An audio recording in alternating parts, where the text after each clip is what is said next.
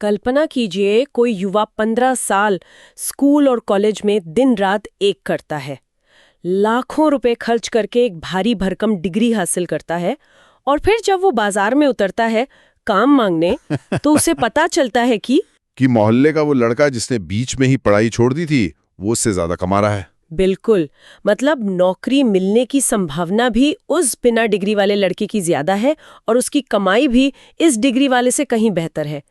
ये सुनकर ऐसा लगता है ना जैसे सिस्टम में कोई बहुत बड़ा बग आ गया हो। हाँ, या फिर कह लें कि मैट्रिक्स में ही कोई गड़बड़ी हो गई है। सही कहा। तो आज की हमारी इस विस्तृत चर्चा यानी इस डीप डाइव में आपका स्वागत है।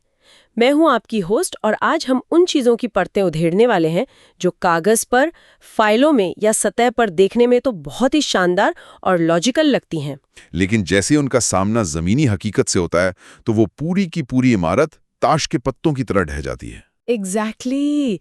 और आज हमारे पास बात करने के लिए बहुत सारा दिलचस्प डेटा है। हमारे स्रोतों में न्यूरोसाइंस की ताज़ा रिसर्च है, अजीम प्रेमजी यूनिवर्सिटी की रोजगार रिपोर्ट है, भारत के कच्चे तेल के काफ़ी जटिल आंकड़े हैं। इसके अलावा सुप्रीम कोर्ट की टिप्पणियां और अमेरिका, ईरान से लेकर नेपाल तक की अंतर्राष्ट्रीय राजनीति भी शामिल है। और इन सब में एक कॉमन धागा है। इस विषय की सबसे बड़ी विडंबना ही यही है कि इंसान तकनीक, कानून और कूटनीति में खुद को बहुत ज्यादा एडवांस्ड मान रहा है। हम बेहतरीन नीतियां ड्राफ्ट कर रहे हैं, डिग्रियां बांट रहे हैं, जी, शानदार डिग्रियां बांट रहे हैं, बड़ी बड़ी संधियां कर रहे हैं, लेकिन कागज की इस दुनिया और जमीनी हकीकत के बीच एक बहुत गहरी खाई बन चुकी है। हम लगातार आगे तो बढ़ रहे हैं, लेकिन जमीन को नजरअंदाज करने की वजह से बार बार मुंह की खा रहे हैं। और इस खाई को समझने की शुरुआत हम एक ऐसी आदत से करेंगे जो इस वक्त शायद हम सभी की जिंदगी का सबसे बड़ा सच है। आप डिजिटल स्क्रीन पर पढ़ने की बात कर रही हैं ना? हाँ, स्पेनिश यूनिवर्सिटी ने 2000 से लेकर 2022 के बीच लगभग 4.5 लाख लोगों पर 25 अलग-अलग अध्ययन किए हैं। और इसके साथ ही हमारे पास एक इजरायली रिसर्च भी है। और दोनों का डेटा बहुत ही चौंकाने वाला निष्कर्ष देता है। बिल्कुल, मतलब अगर कोई व्यक्ति 10 घंटे कागज पर पढ़ता है तो उसकी समझ यानी जो उसका कॉम्प्रहेंशन है वो उसी समय तक डिजिटल स्क्रीन पर पढ़ने वाले के मुकाबले 6 से 8 गुना ज्यादा होता है। 6 से 8 गुना। ये सच में कोई मामूली अंतर नहीं है और ये आंकड़ा असल में हमारे दिमाग के काम करने के तरीके को उजागर करता है। देखिए, जब हम किसी असली फिजिकल किताब को पढ़ते हैं तो हमारा दिमाग एक स्पेशल मेमोरी यानी एक स्थानिक स्मृति का निर्माण करता है। हाँ, मतलब हमें याद रहता है कि कोई खास जानकारी बाएं पन्ने पर ऊपर की तरफ लिखी हुई थी। एग्जैक्टली। लेकिन जब हम स्क्रीन पर पढ़ते हैं तो हमारा दिमाग एक साथ डबल ड्यूटी कर रहा होता है। उसे शब्दों को समझना भी है और साथ ही स्क्रीन पर स्क्रॉल करते हुए खुद को नेविगेट भी करना है। कॉग्निटिव लोड की वजह से वो जानकारी शायद गहराई तक नहीं जा पाते। बिल्कुल सही कहा आपने। इसे समझने के लिए मेरे दिमाग में एक एनालॉजी आ रही है। मुझे लगता है स्क्रीन पर पढ़ना एकदम फास्ट फूड खाने जैसा है। मतलब पेट भरा हुआ महसूस तो होता है लेकिन शरीर को कोई पोषण नहीं मिलता, जबकि किताबें पढ़ना एक संतुलित आहार की तरह है। लेकिन मुझे जिस बात ने सबसे ज्यादा हैरान किया वो इजरायली रिसर्च का एक और पहलू था। वो डिजिटल नेटिव्स वाला। हाँ, जो डिजिटल नेटिव्स पीढ़ी है, मतलब जो बच्चे स्क्रीन के साथ ही बड़े हुए हैं, वो अपनी समझ का बहुत गलत आकलन करते हैं। वो इसे ओवर एस्टिमेट करते हैं। उन्हें लगता है कि उन्होंने स्क्रीन से सब कुछ सीख लिया है। और यही वो इल्यूजन है, वो भ्रम है जिस पर आज हम बात कर रहे हैं। स्क्रीन आपको ये इल्यूजन देती है कि आप ज्ञान हासिल कर रहे हैं, जबकि असल में आप सिर्फ उसे कंज्यूम कर रहे होते हैं। एक खोखला एहसास। जी। और अगर हम इस भ्रम के पैटर्न को थोड़ा और बड़ा करके देखें तो यही चीज हमारी शिक्षा प्रणाली में भी हो रही है। जैसे डिजिटल स्क्रीन सिर्फ पढ़ने का भ्रम दे रही है, वैसे ही हमारी मौजूदा डिग्रियां रोजगार का भ्रम दे रही हैं। ये बहुत ही सटीक तुलना है। और अजीम प्रेमजी यूनिवर्सिटी की state of working India 2026 report और ILO के जो हालिया आंकड़े हैं वो इस भ्रम को बहुत बेरहमी से तोड़ते हैं। वो कमाई वाले आंकड़े। हाँ, मैं जब ये आंकड़े देख रही थी तो सच में मुझे अपनी आंखों पर यकीन नहीं हुआ। 2011 में हमारे देश में एक ग्रेजुएट युवा औसतन 21,800 रुपए कमाता था जी। और 2030 तक आते आते मतलब महंगाई इतनी बढ़ गई लेकिन उसकी कमाई घटकर 19,573 रुपए रह गई। ये तो एकदम उल्टा ग्राफ है। और रुकिए, इसके उलट जिसके पास कोई डिग्री नहीं थी, जो नौजवान अनपढ़ या नॉन ग्रेजुएट था, उसकी कमाई 2011 के 9,000 रुपए से बढ़कर 2023 में 10,507 रुपए हो गई। और ये कहानी केवल कमाई तक ही सीमित नहीं है। अगर आप बेरोजगारी की दर देखें तो जो 20 से 29 साल के ग्रेजुएट युवा हैं उनमें बेरोजगारी 67% है। 67%। बाप रे। जबकि जो नौजवान अनपढ़ हैं उनमें बेरोजगारी सिर्फ 3% है। तो इसका बुनियादी कारण क्या है? आखिर ऐसा क्यों हो रहा है कि अनपढ़ युवाओं को तो काम मिल रहा है और भारी भरकम डिग्री वाले दर-दर भटक रहे हैं? इसके पीछे सीधा सा अर्थशास्त्र है। हमारे स्रोतों में तमिलनाडु का एक बहुत डरावना उदाहरण है। वहाँ लोक सेवा आयोग की ग्रुप 4 की एक परीक्षा थी और उसके लिए 1,37,00,000 युवाओं ने फॉर्म भर दिया। 1,37,00,000? हाँ, राज्य के 80% बेरोजगार युवा सिर्फ एक सरकारी परीक्षा की कतार में खड़े हैं। मतलब क्या हमारी शिक्षा प्रणाली एक स्कैम बन गई है जो युवाओं को सिर्फ इन अंतहीन कतारों में खड़ा होना सिखाती है? असल समस्या बाजार की मांग और हमारी नीतियों के बीच का फासला है। आज का जो अनपढ़ या कम पढ़ा लिखा युवा है वो गिग इकोनॉमी का हिस्सा बन रहा है। जैसे स्विगी, जोमैटो या ओला, उबर। हाँ, वो डिलीवरी नेटवर्क से जुड़ रहा है या फिर प्लम्बिंग, इलेक्ट्रिकल वर्क और कंस्ट्रक्शन जैसे वोकेशनल काम कर रहा है। इन चीज़ों की बाजार में तुरंत मांग है और इसमें हुनर चाहिए, डिग्री नहीं। और दूसरी तरफ जो हमारे कॉलेज है वो बहुत जेनेरिक डिग्रियां बांट रहे हैं। बिल्कुल। एक बीए या बीकॉम किया हुआ युवा उस डिग्री के रुतबे के हिसाब से एक वातानुकूलित दफ्तर में, एक एसी ऑफिस में नौकरी चाहता है। लेकिन दिक्कत यह है कि बाजार में वो नौकरियां उतनी संख्या में मौजूद ही नहीं है। और मैंने कहीं ये भी पढ़ा था कि जो हमारे देश के सख्त श्रम कानून हैं वो भी कंपनियों को स्थायी नौकरी देने से रोकते हैं। क्या ये सच है? ये एक बहुत बड़ा फैक्टर है। हमारे श्रम कानूनों की जटिलता इतनी ज्यादा है कि निजी कंपनियां किसी कर्मचारी को स्थायी तौर पर पेरोल पर रखने से घबराती हैं। तो फिर वो क्या करती हैं? वो ठेके पर या थर्ड पार्टी के जरिए काम करवाना पसंद करती हैं। अब ऐसे में एक ग्रेजुएट युवा जिसने सालों साल पढ़ाई की है वो इन ठेके की नौकरियों में जाने के बजाय सरकारी नौकरी की उस अंधी सुरंग में घुस जाता है और अपनी जवानी के 5-7 साल बर्बाद कर देता है। बिल्कुल। कागज पर हमारी नीतियां कह रही हैं कि हमने शिक्षा का दायरा बढ़ा दिया है, सबको डिग्री दे दी है, लेकिन जमीन पर हमने सिर्फ बेरोजगारों की एक बहुत बड़ी और हताश फौज खड़ी कर दी है। मतलब हमने एक ऐसा ढांचा खड़ा कर लिया है जो हमें बस एक झूठी सुरक्षा का एहसास कराता है। और मुझे लगता है कि ये झूठी सुरक्षा का एहसास सिर्फ शिक्षा के क्षेत्र तक सीमित नहीं है। आप अर्थव्यवस्था की तरफ इशारा कर रही हैं। जी, अगर हम देश के तेल संकट की बात करें तो वहां भी ये पॉलिसी ब्लाइंड स्पॉट बहुत साफ दिखाई देता है। हम मानकर चलते हैं कि हमने कागज पर ऊर्जा सुरक्षा की नीतियां बना ली तो सब ठीक है, लेकिन आंकड़े कुछ और ही कहानी कह रहे हैं। एकदम अलग कहानी। दुनिया भर में जब हम क्रूड ऑयल की बात सुनते हैं तो अक्सर ब्रेंट क्रूड का जिक्र होता है जो करीब 105 से 108 डॉलर प्रति बैरल के आसपास चल रहा था। जी, ये अंतर्राष्ट्रीय बेंचमार्क है। लेकिन हमारे स्रोतों के अनुसार भारत के लिए जो असली पैमाना है वो इंडियन बास्केट है और उसकी कीमत मार्च 2026 तक लगभग $150 प्रति बैरल तक पहुंच गई थी। 105 और $150 के बीच का ये फासला हमारी पूरी अर्थव्यवस्था का गणित बिगाड़ सकता है। तो ये इतना महंगा क्यों है? क्योंकि इंडियन बास्केट कोई एक तरह का तेल नहीं है, ये एक मिश्रण है। इसमें 79% सॉवर ग्रेड होता है और 21% स्वीट क्रूड होता है। एक मिनट रुकिए, तेल में ये सॉवर और स्वीट यानी खट्टे और मीठे का क्या मतलब है? क्या हम इसे चख कर देख रहे हैं? इसका हमारी रिफाइनरी से क्या लेना देना है? ये बहुत ही दिलचस्प तकनीकी पहलू है। देखिए, तेल उद्योग में स्वीट क्रूड उसे कहते हैं जिसमें सल्फर यानी गंधक की मात्रा बहुत कम होती है। अच्छा। इसे रिफाइन करना यानी इससे पेट्रोल डीजल बनाना काफी आसान और सस्ता होता है। इसके उलट सौर क्रूड में सल्फर बहुत ज्यादा होता है। तो उसे साफ करना मुश्किल होता होगा? बहुत मुश्किल। उसे साफ करने के लिए भारी, जटिल और महंगी मशीनरी की जरूरत होती है। अब हुआ ये कि सालों पहले भारत ने एक बहुत ही रणनीतिक फैसला लिया था। क्या फैसला? हमने अपनी रिफाइनरियों को अपग्रेड करने में अरबों रुपए खर्च कर दिए ताकि हम मिडल ईस्ट देशों से मिलने वाला सस्ता सौर क्रूड खरीद सकें और उसे आराम से रिफाइन कर सकें। मतलब हमने अपनी मशीनें ही ऐसी डिजाइन कर ली कि हम उस सस्ते और खराब क्वालिटी वाले तेल को भी प्रोसेस कर सकें। एकदम सही समझे आप। लेकिन अब पासा पलट गया है। भू राजनीतिक उथल-पुथल की वजह से बाजार में उसी सौर क्रूड की सप्लाई बाधित हो गई है और वो अचानक बहुत महंगा हो गया है। और हम फंसे रह गए क्योंकि हमारी मशीनें तो उसी के हिसाब से बनी है। जी, हमारी रिफाइनरियां 79% सौर क्रूड के हिसाब से डिजाइन हैं।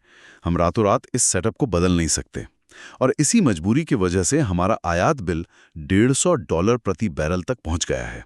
लेकिन यहाँ एक बड़ा सवाल उठता है। सरकारें तो हमेशा से घरेलू उत्पादन बढ़ाने की बात करती रही है ना।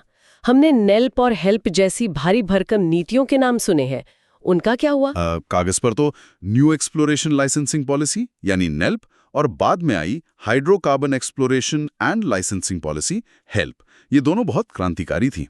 इनका मकसद शायद विदेशी कंपनियों को भारत लाना था। हाँ, इनका मकसद था कि निजी और विदेशी कंपनियां आएं और भारत में तेल खोजें। लेकिन हकीकत में लाल फीताशाही, पर्यावरण मंजूरी में देरी और डीप वाटर यानी गहरे समुद्र में तेल खोजने की जो उन्नत तकनीक चाहिए, उसके अभाव में ये नीतियां जमीन पर उतर ही नहीं पाईं। तो इसका परिणाम क्या हुआ? नतीजा ये है कि 2014-15 में भारत का जो घरेलू कच्चा तेल उत्पादन 3.59 करोड़ टन था, वो 2025-26 आते आते गिरकर महज 2.38 करोड़ टन रह गया। बाप रे, ये तो बहुत बड़ी गिरावट है। और इसी वजह से हमारी आयात पर निर्भरता 84% से बढ़कर 90% हो गई है। और मुझे डेटा में दिख रहा है कि एलपीजी गैस के मामले में भी बिल्कुल यही कहानी दोहराई गई है। मांग 1.8 करोड़ टन से बढ़कर 3.3 करोड़ टन के पार हो गई। लेकिन उत्पादन नहीं बढ़ा। हाँ, एलपीजी आयात पर निर्भरता 46% से बढ़कर 62% हो गई है। मुझे ये समझ नहीं आता कि जब हमारी अर्थव्यवस्था इतनी तेजी से बढ़ रही थी, तो नीति निर्माताओं ने घरेलू उत्पादन गिरने के इस बुनियादी खतरे को अनदेखा क्यों किया? इसके पीछे एक मनोवैज्ञानिक कारण है। पिछले कई सालों तक अंतर्राष्ट्रीय बाजार में कच्चे तेल की कीमतें अपेक्षाकृत कम थीं। उस कम कीमत ने हमें एक फॉल्स सेंस ऑफ सिक्योरिटी दे दी। मतलब सब कुछ ठीक होने का भ्रम। बिल्कुल। सरकारों को लगा कि जब बाहर से सस्ता तेल मिल ही रहा है, तो देश के अंदर कुएं खोदने, नौकरशाही से लड़ने और करोड़ों का जोखिम उठाने की क्या ही जरूरत है। उन्होंने मुश्किल फैसले लेने टाल दिए। मतलब ये तो वैसा ही हुआ कि आपने वजन कम करने के लिए जिम की महंगी मेंबरशिप ले ली, ये आपकी नीतियां हो गई। हाँ, लेकिन कसरत करने के बजाय, यानी घरेलू उत्पादन बढ़ाने के बजाय, आप सिर्फ सोफे पर बैठकर बाहर से पिज्जा ऑर्डर कर रहे हैं, जो आपका आयातित तेल है। बहुत ही शानदार एनालॉजी है ये। और जब अचानक दिल का दौरा पड़ता है, तो आप हैरान होते हैं। खैर, नीतियां जब अर्थव्यवस्था को नुकसान पहुंचाती हैं तो हम उसे जीडीपी के आंकड़ों में नाप लेते हैं। सही बात है। लेकिन जब कानून समाज की नब्ज पकड़ने में नाकाम रहते हैं, तो उसका नुकसान बहुत गहरा और अदृश्य होता है। कैसा नहीं है? 100% ऐसा ही है। समाज को सिर्फ एक कानूनी चश्मे से हाँकना हमेशा से एक बहुत ही जटिल प्रयोग रहा है। कानून एक ब्लैक एंड व्हाइट टेक्स्ट होता है, लेकिन जो हमारा समाज है वो पूरी तरह से ग्रे एरिया में काम करता है। और नेशनल क्राइम रिकॉर्ड्स ब्यूरो यानी एनसीआरबी के 2023 के जो आंकड़े हमारे पास है, वो इसी ग्रे एरिया की एक खौफनाक तस्वीर पेश करते हैं। दहेज प्रथा वाले आंकड़े? जी, हमारे देश में दहेज प्रथा को रोकने के लिए सबसे कड़े कानून मौजूद हैं। लेकिन इन सख्त कानूनों के बावजूद 2023 में दहेज से जुड़े अपराधों में 14% की बढ़ोतरी दर्ज की गई है। 14% की बढ़ोतरी, ये सच में डराने वाला है। 15,000 से ज्यादा मामले दर्ज हुए और 6,000 से ज्यादा महिलाओं की दुखद मौत हुई। ये देखकर कई बार अंदर से बहुत गुस्सा और निराशा आती है। वो लाजमी है। मतलब हम 21वीं सदी में बैठकर आर्टिफिशियल इंटेलिजेंस और क्वांटम कंप्यूटिंग की बातें कर रहे हैं, लेकिन क्या हमारी सामाजिक मानसिकता अभी भी 18वीं सदी में अटकी हुई है? पुलिस और न्याय व्यवस्था की सुस्ती के बीच सिर्फ सख्त कानून बना देने से आखिर क्या हासिल होगा? देखिए, इसका सीधा सा जवाब यह है कि कानून सिर्फ एक सिम्टम यानी लक्षण का इलाज करता है, बीमारी का नहीं। आप पितृसत्ता की बात कर रहे हैं? हाँ, जब एक कड़ा कानून बनता है तो वो किसी वैक्यूम या शून्य में नहीं जाता। वो एक ऐसे पितृसत्तात्मक समाज में लागू होता है जो इस तरह के व्यवहार को पहले ही सामान्य मान चुका है। और फिर उससे लागू करने वालों का रवैया भी तो है। एग्जैक्टली।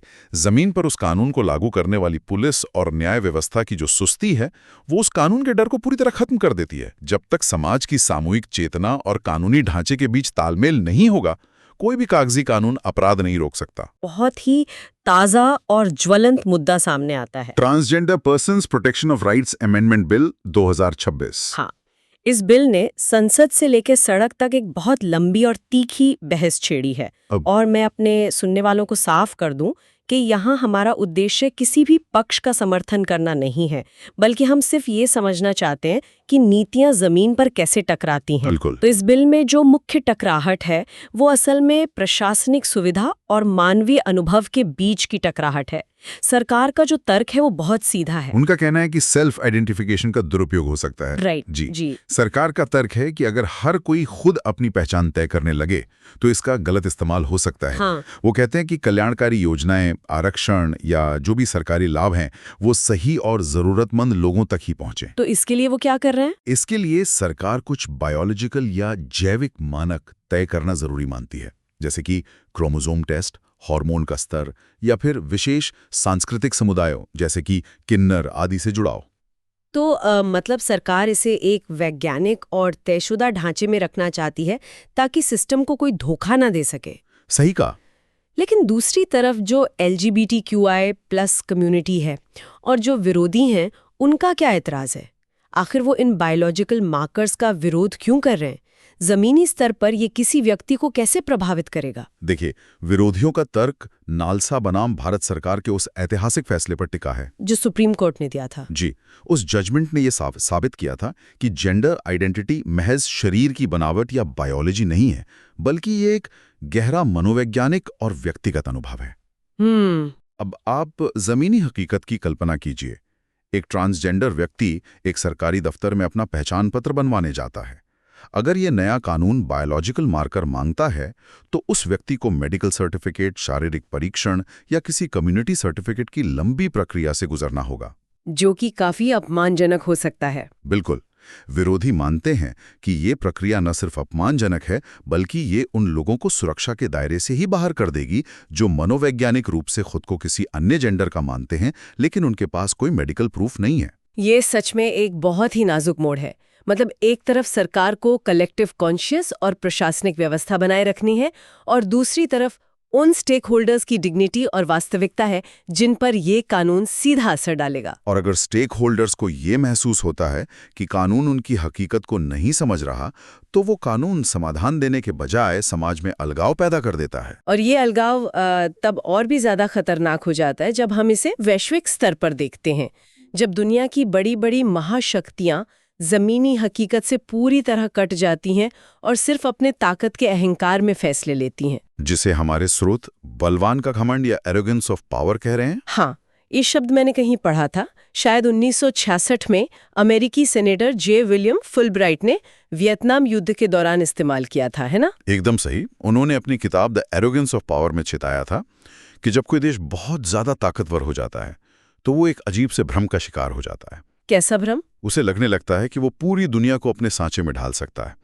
वो ह्यूमन इंटेलिजेंस यानी जमीन पर मौजूद इंसानी समझ के बजाय सिर्फ अपनी सैन्य ताकत और हथियारों पर भरोसा करने लगता है। और आज 60 साल बाद भी लगता है जैसे इतिहास से हमने कुछ सीखा ही नहीं है।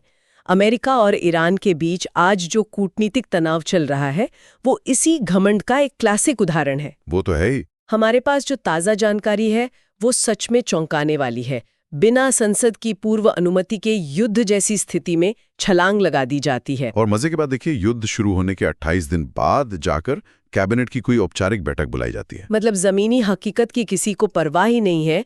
और सबसे भयानक बात तो ये है कि गलत खुफिया जानकारी या शायद सिर्फ सैटेलाइट और ड्रोन के भरोसे ईरान के एक स्कूल पर बम गिरा दिया जाता है, जिसमें 200 मासूम बच्चों की जान चली जाती है। और उस पर कोई आधिकारिक जवाबदेही भी नहीं होती। वेनेजुएला जैसे संप्रभु देश के राष्ट्राध्यक्ष को घर से उठाकर जेल में डाल दिया जाता है। मुझे तो ये ऐसा लगता है जैसे कोई अंधा हाथी किसी कांच की दुकान में घुस गया हो। अंधा हाथी। हाँ, मतलब ताकत तो बहुत है उसके पास, लेकिन उसे ये नहीं पता कि कदम कहाँ रखना है और वो सब कुछ तोड़ता फोड़ता जा रहा है। ये बहुत ही सटीक उदाहरण है। कूटनीति की भाषा में इसे इको चेम्बर कहते हैं। जब आप बहुत ताकतवर होते हैं तो आपके आसपास सिर्फ ऐसे लोग बचते हैं जो आपकी हाँ में हाँ मिलाते हैं। कोई आपको आईना नहीं दिखाता। जी। महाशक्तियां जमीन पर क्या चल रहा है, आम इंसान क्या सोच रहा है, इससे पूरी तरह कट चुकी हैं। कूटनीति और संवाद की जगह सिर्फ एक तरफा बल प्रयोग ने ले ली है। लेकिन इस पूरी अंधकारमय और निराशाजनक वैश्विक तस्वीर के बीच हमारे स्रोतों में एक उम्मीद की किरण भी है, और वो उम्मीद हमारे बिल्कुल पड़ोस से यानी नेपाल से आ रही है। आप बालेन शाह की बात करिए। हाँ, दुनिया की बड़ी ताकतें जहां अहंकार में अंधी हो रही हैं, वहां नेपाल ने अपना नेतृत्व एक 35 वर्षीय युवा बालिन शाह को सौंपा है। बालिन शाह का उभार नेपाल की राजनीति में सच में किसी भूचाल से कम नहीं है। एक ऐसा देश जिसने 1990 से लेकर अब तक 32 सरकारें देखी हैं। 32 सरकारें, मतलब कोई स्थिरता ही नहीं। बिल्कुल। राजनीतिक अस्थिरता ऐसी कि हर कुछ महीनों में वहां सरकार गिर जाती है। रोजगार के तलाश में रोजाना लगभग 1500 युवा देश छोड़कर पलायन कर रहे हैं। और ऐसे माहौल में बालेन शाह का आना बहुत बड़ी बात है। जी, एक युवा जो पेशे से इंजीनियर हैं, जो रैप गीत गाता था, वो पहले काठमांडू का मेयर बनता है और अब अपने राष्ट्रीय स्वतंत्र पार्टी के साथ करीब 2/3 बहुमत हासिल करके देश का प्रधानमंत्री बन जाता है। ये इसलिए भी दिलचस्प है क्योंकि वो स्थापित और भ्रष्ट राजनीतिक व्यवस्था के खिलाफ युवाओं के असंतोष की उपज है। उनके रैप गीत उसी विद्रोह की आवाज थे। सही बात है। लेकिन मेरा एक सवाल है, क्या सिर्फ जमीनी हकीकत से जुड़ा होना ही काफी है? उनके सामने तो चुनौतियां पहाड़ जैसी हैं। चुनौतियां वाकई बहुत बड़ी हैं। उन्हें भारत और चीन के बीच एक बेहद जटिल कूटनीतिक संतुलन साधना है। उन्हें उस नौकरशाही से काम लेना है जो दशकों से भ्रष्टाचार की आदी हो चुकी है, जो कि बिल्कुल आसान नहीं होगा। बिल्कुल नहीं। लेकिन उनके पक्ष में जो सबसे बड़ी बात है वो है उनका ग्राउंड कनेक्ट। वो कागजी वादों के बजाय सोशल मीडिया और सीधे संवाद के जरिए जनता से जुड़े रहते हैं। अगर वो अपने देश में युवाओं का पलायन रोकने में जरा भी सफल होते हैं तो ये पूरी दुनिया के लिए एक संदेश होगा कि नेतृत्व अगर जमीन से जुड़ा हो तो बदलाव सच में संभव है। तो चलिए आज की इस पूरी डीप डाइव के अलग अलग हिस्सों को जोड़कर देखते हैं। अगर हम इन सभी विषयों को एक साथ रखकर देखें तो एक बहुत ही स्पष्ट पैटर्न उभर कर आता है। चाहे वो किताब की गहराई को छोड़कर स्क्रीन के संज्ञानात्मक बोझ को चुनना हो, या फिर हुनर को छोड़कर सिर्फ एक जेनेरिक डिग्री के पीछे भागना हो, जी, या अंतर्राष्ट्रीय बाजार के झूठे सुकून में अपने तेल उत्पादन को दांव पर लगाना हो, समाज की मानसिकता को समझे बिना सिर्फ कागज पर कानून बनाना हो, या महाशक्तियों का ह्यूमन इंटेलिजेंस छोड़कर ड्रोन और अहंकार से दुनिया चलाना हो, हम हर जगह एक ही गलती दोहरा रहे हैं। एग्जैक्टली। हमने प्रोसेस को प्रोग्रेस मान लिया है और जमीनी हकीकत से हमारा नाता पूरी तरह टूट गया है। और यही बात हमें आज के सबसे गहरे और अंतिम विचार तक ले जाती है। आज की इस चर्चा के बाद ये हम सभी के लिए गहरा और विचारणीय प्रश्न है। आधुनिक होने की इस अंधी दौड़ में क्या हम इंसानों ने कुछ बहुत ही बुनियादी चीजें खो दी हैं? सोचने वाली बात है। मतलब हमें कागज के असली ज्ञान से ज्यादा स्क्रीन का भ्रम आकर्षित करता है, असल हुनर और पसीने से ज्यादा हमें खोखली डिग्री की चाहत है, और सबसे डरावनी बात, संवाद और समझदारी की जगह हमें ताकत का अहंकार और युद्ध ज्यादा तार्किक लगने लगा है। जी, क्या ऐसा तो नहीं कि हमारी सबसे बड़ी तकनीकी और राजनीतिक विफलता यही है कि हमने इंसानियत की बुनियादी समझ को ही कहीं और आउटसोर्स कर दिया है? हम समस्याओं को सुलझाने के लिए शानदार सिस्टम और नीतियां तो बना रहे हैं, लेकिन ये भूल गए हैं कि आखिर में उन नीतियों को इंसानों के बीच और इंसानों के लिए ही काम करना है। बिल्कुल, इस पर विचार करना बहुत जरूरी है। इसी विचार के साथ आज की इस विस्तृत चर्चा को हम यहीं विराम देते हैं। हमें उम्मीद है कि आज के इन विषयों ने आपको चीजों को सतह से थोड़ा नीचे उतरकर गहराई से देखने के लिए प्रेरित किया होगा। हमारे साथ जुड़ने के लिए आपका बहुत बहुत धन्यवाद।